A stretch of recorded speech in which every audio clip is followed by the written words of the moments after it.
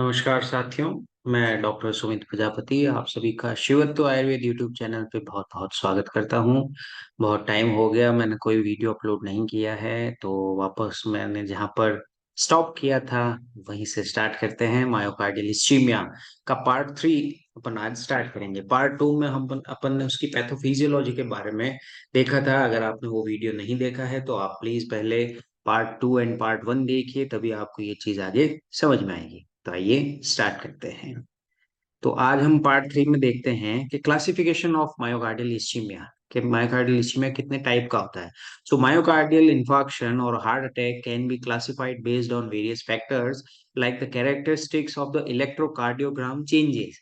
यानी कि ईसीजी के अंदर किस टाइप के चेंजेस देखने को मिल रहे हैं, उसके अकॉर्डिंग अपन इसको क्लासिफाई करते हैं, लाइक द प्रेजेंस और absence of the ST segment elevations and the level of biomarkers such as cardiac troponin and troponin। cardiac troponin जो होता है वो एक टाइप का बायोमार्कर है। जब भी हार्ट अटैक आता है या फिर मायोकार्डियल इस्चीमिया का अटैक होता है तो हार्ट मसल्स जो होती है वो क्या होती है, डैमेज होती है।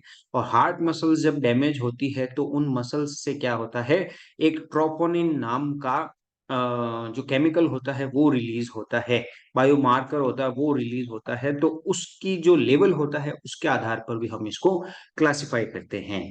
On the basis of ECG changes, तो पहला जो बेसिस था कि ईसीजी में चेंजेस के आधार पर क्या क्या है, तो पहला है ST segment elevation myocardial infarction, जिसको अपन बोलते हैं STEMI। एसटी मींस के ST segment elevation myocardial infarction. Presence of significant ST segment elevation on the ECG, यानी कि ईसीजी के अंदर हमें एक सिग्निफिकेंट एसटी सेगमेंट जो होगा उसका एलिवेशन देखने को मिलेगा। It indicates a complete blockage of a coronary artery usually due to a blood clot. कि जब कोरोनरी आर्टरी होती है, मान लीजिए ये हार्ट है, इस हार्ट के अंदर ये जो है ये एक कोरोनरी आर्टरी सप्लाई कर रही है। अगर इस ये आर्टरी जो है वो कंप्लीटली ब्लॉक हो जाती है, और कंप्लीटली ब्लॉक भी किस वजह से होगी, जनरली ब्लड क्लॉट या फिर कोई थ्रोम्बस फॉर्मेशन की वजह से अगर क्लॉट होती है, तब उस कंडीशन के अंदर हमें एसटी सेगमेंट के अंदर एलिवेशन देखने को मिलता है। कि STEMI is considered a medical emergency requiring immediate treatment to restore blood flow and limit heart muscle damage। क्योंकि कोरोनरी आर्टरी जो है वो कंप्लीटली ब्लॉक हो गई है। अब जब कंप्लीटली ब्लॉक हो गई है तो फिर वो हार्ट मसल्स को ब्लड सप्लाई नहीं कर पाएगी, जिसकी वजह से हार्ट मसल्स डैमेज हो गए एंड हार्ट अटैक की कंडीशन आएगी। तो इसीलिए ये एक मेडिकल इमरजेंसी है, ताकि हम इस जो ब्लड फ्लो रुक गया है, कंप्लीटली ब्लॉक हो गया है, इसको वापस रीस्टोर कर सके। फिर है, अब देखिए, अब मैं आपको बताता हूँ, ये होती है नॉर्मल साइनस रिदम, जिसके अंदर क्या क्या चेंज वेव्स होती है। ये होती है पी वेव, फिर ये नीचे क्यू वेव, ये आर वेव, ये एस वेव, और ये होती है टी वेव।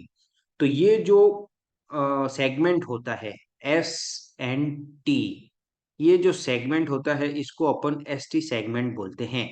जब ये सेगमेंट इस iso electric line, iso electric line का मतलब ये वाली लाइन, कि जो भी वेव्स है वो सारी की सारी इस एक सिंगल लाइन के ऊपर आके खत्म हो रही है, तो इस लाइन को अपन बोलते हैं आइसो इलेक्ट्रिक लाइन। जब ये वेव या ये जो एसटी सेगमेंट है ये इस आइसो इलेक्ट्रिक लाइन से ऊपर शिफ्ट होता है, यानी कि एलिवेट होता है, तब अपन इसको एसटी एलिवेशन बोलते हैं। कैसे होता है, देखिए यहां पर ये क्या दर्शा रहा है, ये एसटी एलिवेशन दर्शा रहा है कि ये था नॉर्मल, ये एकदम हेल्दी कंडीशन है, और ये एमआई की कंडीशन है जिसके अंदर एसटी का एलिवेशन हो गया है। इसके अंदर क्या था, P, then Q, then R, then S and then T. इसके अंदर भी सेम है कि ये पी है, ये नीचे क्यू है, ये आर है। यहां तक तो सेम चल रहा है, लेकिन जो ये एस और टी सेगमेंट था, ये एस टी जो सेगमेंट था, ये एस टी सेगमेंट इस आइसो इलेक्ट्रिक लाइन से ऊपर चला गया। ये आइसो इलेक्ट्रिक लाइन थी, ये आइसो इलेक्ट्रिक लाइन थी। तो पी क्यू आर, आर तक तो ठीक है, लेकिन जो एस है, यानी कि ये जो एस है, ये एस इस आइसो इलेक्ट्रिक लाइन से ऊपर आ चुका है। इस आइसोइलेक्ट्रिक लाइन से ऊपर आते ही ये जो एसटी सेगमेंट है यानी कि ये एलिवेट हो चुका है, इसीलिए इसको ST segment elevation myocardial infarction बोलते हैं, जो कि किस कंडीशन में देखने को मिलता है, जब कोरोनरी आर्टरी कंप्लीट ब्लॉक हो गई हो, specifically due to thrombus formation, blood clot की वजह से। फिर आता है दूसरा कि non ST segment elevation myocardial infarction. उसके अंदर क्या होता है कि एसटी सेगमेंट के अंदर ज्यादा सिग्निफिकेंट एलिवेशन देखने को नहीं मिलता है, इंस्टेड एसटी सेगमेंट का डिप्रेशन या फिर टी वेव का इन्वर्जन देखने को मिलता है। पहले में क्या था, एसटी सेगमेंट जो था वो आइसो इलेक्ट्रिक लाइन से ऊपर चला गया था, इसके अंदर क्या होगा, या तो एसटी सेगमेंट का डिप्रेशन हो जाएगा यानी कि आइसो इलेक्ट्रिक लाइन से नीचे चला जाएगा, या फिर जो टी वेव होगी वो इनवर्स हो जाएगी। तो ये क्या इंडिकेट करता है, इट इंडिकेट पार्शियल ब्लॉकेज और reduced blood flow through the coronary artery. Partial blockage, ST elevation क्या शो कर रहा था, एसटी एलिवेशन ये शो कर रहा था कि जो कोरोनरी आर्टरी है वो कंप्लीटली ब्लॉक हो रखी है, एंड इसका मेन कारण क्या था, थ्रोम्बस फॉर्मेशन था। इसके अंदर क्या है, पार्शियल ब्लॉकेज हो रखा है, यानी कि ब्लॉक तो है आर्टरी लेकिन पार्शियली ब्लॉक है, ब्लड जो है वो इसकी साइड से, ये ब्लॉक की साइड से होकर के निकल रहा है। एसटी एलिवेशन में तो पूरा ब्लड है वो पूरा ब्लॉक हो गया है, वो आगे जा ही नहीं पा रहा है, लेकिन इसमें जा तो रहा है लेकिन बड़ी ही मुश्किल से जा रहा है, बहुत ही नैरो पैसेजिंग हो चुकी है। So reduced blood flow through the coronary artery due to partial blockage. अब देखिए इसमें भी अपन डिफरेंशिएट देखते हैं, ये नॉर्मल साइनस रिदम है, ये पी, ये क्यू, ये आर, ये एस, ये टी, ये आइसो इलेक्ट्रिक लाइन हो गई। इसमें भी ये पी, ये क्यू, ये आर, ये एस और ये टी, ये इसकी आइसो इलेक्ट्रिक लाइन हो गई। आई एस टी एलिवेशन में क्या था कि आइसो इलेक्ट्रिक लाइन से ऊपर चला गया था, इसके अंदर क्या है, आइसो इलेक्ट्रिक लाइन से ये नीचे चला गया है। ठीक है, ये जो एस टी सेगमेंट है ये आइसो इलेक्ट्रिक लाइन से नीचे चला गया यानी कि डिप्रेस हो गया है, इसीलिए इसको non S T segment elevation myocardial infarction बोलते हैं। caused by the rupture of a plate within the coronary artery leading to the formation of blood clot. Also a serious condition require prompt medical attention and management. तो उसका कारण क्या था, ST segment का, ST segment elevated myocardial ischaemia का क्या cause था कि कंप्लीट थ्रोम्बस फॉर्मेशन की वजह से कंप्लीट ब्लॉक हो गया है। इसके अंदर क्या है, पार्शियल ब्लॉकेज होता है, और होता क्यों है, प्लेक के रप्चर होने की वजह से। प्लेक का रप्चर क्या होता है, जैसे मैंने आपको पार्ट टू के अंदर, जो मायोकार्डियल इस्चीमिया का पार्ट टू है उसके अंदर आपको इसकी पैथोफिजियोलॉजी में मैंने बताया था कि प्लेक फॉर्मेशन होती है, यानी कि कोलेस्ट्रॉल जब धीरे धीरे जमने लग जाता है तो कोरोनरी आर्टरीज के अंदर एथेरोस्क्लेरोसिस होने लग जाता है, प्लेक फॉर्मेशन होता है।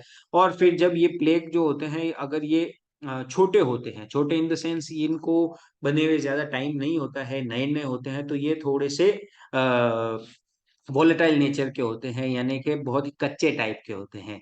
ठीक है, तो इसलिए क्या होता है, ब्लड फ्लो की वजह से इनकी जो वॉल होती है ये टूट जाती है, ये रप्चर हो जाती है, ये वॉल रप्चर हो गई, रप्चर होने की वजह से जो ये क्या होता है, इसका जो भी अंदर का चीजी मटेरियल होता है वो इस ब्लड के कांटेक्ट में आता है, जिसकी वजह से धीरे धीरे ब्लड क्लॉट का फॉर्मेशन होने लगता है। तो इसका मेन कारण क्या हो गया, रप्चर ऑफ द प्लेट। ठीक है, और ST segment elevation, elevated myocardial ischaemia यानी कि स्टेमी का मेन जो था कॉज वो क्या हो गया, थ्रोम्बस फॉर्मेशन। ठीक है, it is also serious condition require prompt medical attention and management. अब ये देखिए, ये एसटी एलिवेशन है और ये एसटी डिप्रेशन है, दोनों में फर्क आपको साफ साफ नजर आ रहा होगा कि ये आइसो इलेक्ट्रिक लाइन है, ये आइसो इलेक्ट्रिक लाइन है। हाँ, ये आइसो इलेक्ट्रिक लाइन से ऊपर जा चुका है यानी कि एलिवेट हो चुका है, और ये एसटी आइसो इलेक्ट्रिक लाइन से नीचे यानी कि डिप्रेस्ड हो चुका, तो इसी को ST elevation and ST depression बोलते हैं। अब है on the basis of cardiac marker.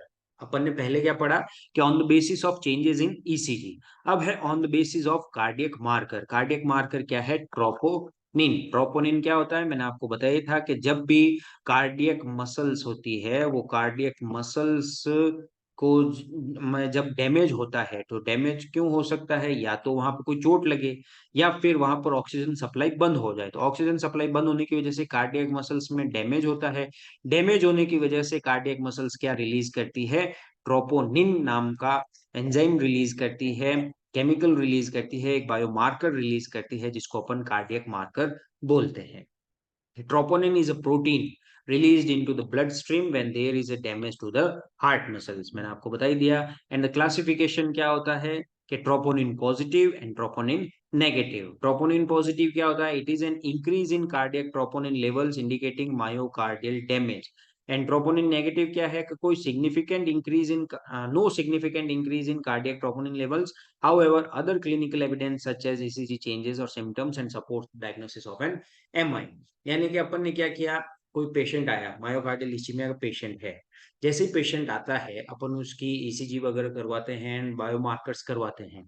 ECG के अंदर एसटी सेगमेंट में एलिवेशन या फिर डिप्रेशन देखने को मिलता है जो हमें सजेस्ट करता है कि ये मायोकार्डियल इस्चीमिया हो सकता है। अपन उसको फिर कंफर्म करने के लिए क्या करवाते हैं, ट्रोपोनिन बायोमार्कर्स का एग्जामिनेशन करवाते हैं, इन्वेस्टिगेशन करवाते हैं। तो उसमें भी दो कंडीशंस देखने को मिलती है, troponin positive and troponin negative. Positive है इसका मतलब कि ऑब्वियस है कि मायोकार्डियल सेल्स जो हैं वो डैमेज हुई है, और अगर नेगेटिव है तो इसका मतलब ये नहीं है कि उसको मायोकार्डियल इस्चीमिया का अटैक नहीं आया है। ईसीजी में चेंजेस देख के अपन ये पता लगा सकते। तो आशा करता हूँ कि आपको पार्ट 3 जो है वो बहुत पसंद आया होगा। अगर आपको इससे रिलेटेड कोई क्वेश्चंस एंड क्वेरीज हो तो आप कमेंट सेक्शंस में कमेंट कीजिए। मैं पूरी कोशिश करूंगा कि आपके उन सवालों का जवाब दे सकूं। इसी के साथ ही thank you so much. Please like share and subscribe Shivatva Ayurveda. Thank you so much.